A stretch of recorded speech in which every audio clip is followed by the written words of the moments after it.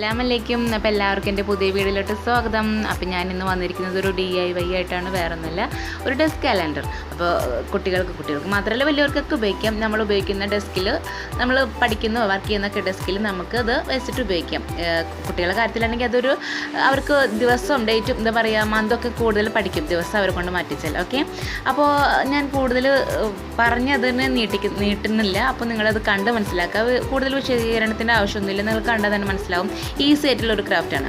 അപ്പോൾ ഇഷ്ടമെങ്കിൽ ലൈക്ക് ചെയ്യുക, ഷെയർ ചെയ്യുക, കമൻറ്റ് ചെയ്യുക, സബ്സ്ക്രൈബും കൂടെ ചെയ്യുക. അപ്പോൾ ഓക്കെ, അപ്പോൾ വീഡിയോയിലോട്ട് കിടക്കാം. നിങ്ങൾ കാണും കേട്ടോ.